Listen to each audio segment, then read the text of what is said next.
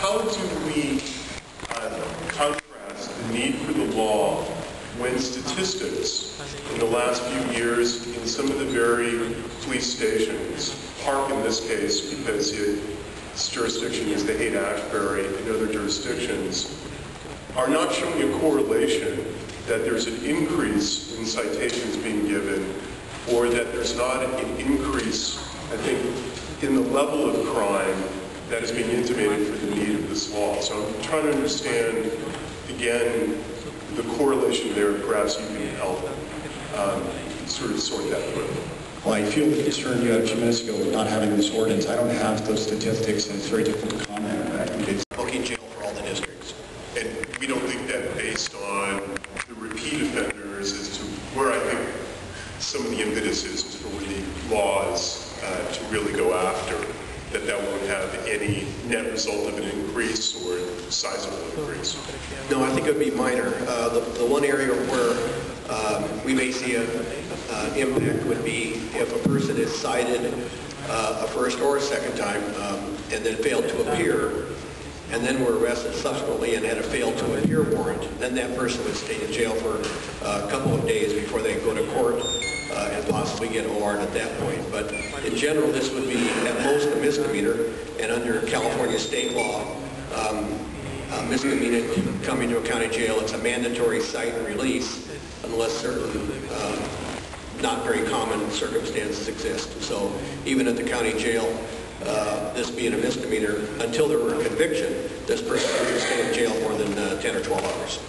Some of the quality of life cases are difficult to prove.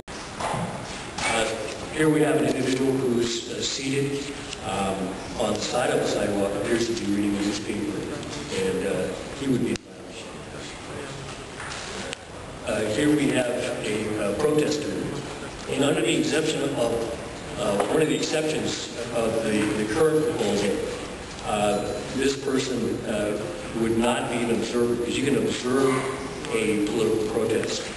Here, she is actually engaging in a political protest, and therefore, because she's seated, she would be in violation of the statute. But what about First Amendment rights? Well, she'd be able to raise that at trial. Certainly, if I were a lawyer, I would raise that defense, but she would be liable for arrest under the statute. The section that says that you cannot have an animal more than 2 feet away would obviously apply to the dogs.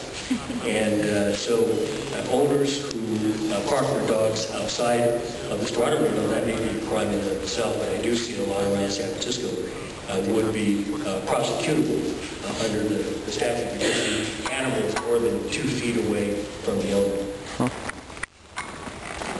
Here's somebody who would possibly be prosecutable depending on how far the lease is away from his foot.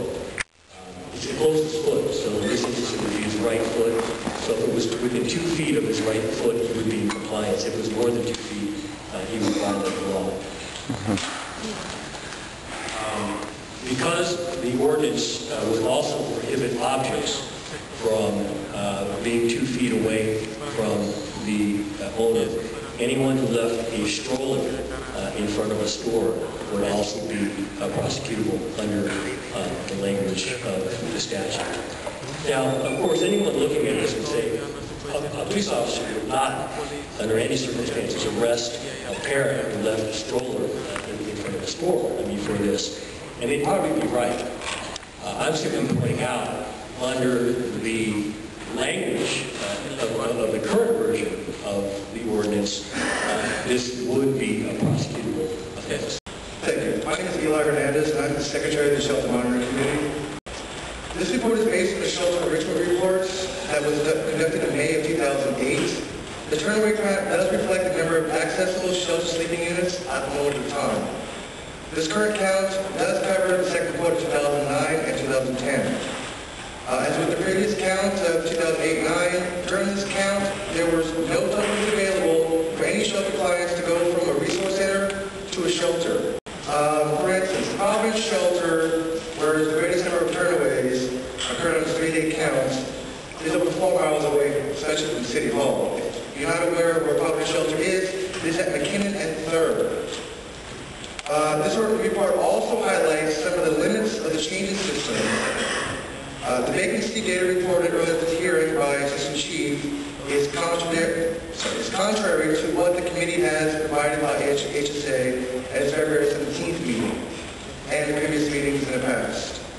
HSA has also stated that changes and the vacancy report do not accurately reflect the number of vacancies in the shelter system. The police would come and give Joe the plumber a warning, and then the police would come because he's still there. Let's say he would talk to him about services. Of course, he can't get into a shelter bed because we know how that goes.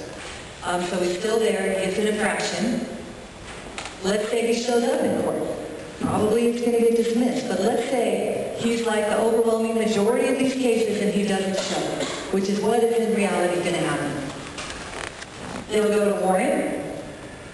Let's say he gets pulled in on a warrant, maybe he does a little bit of jail time. Let's say he gets back in the spot and he gets a misdemeanor. What exactly is going to happen there? He's going to get cited and released. This is not going to solve the issue.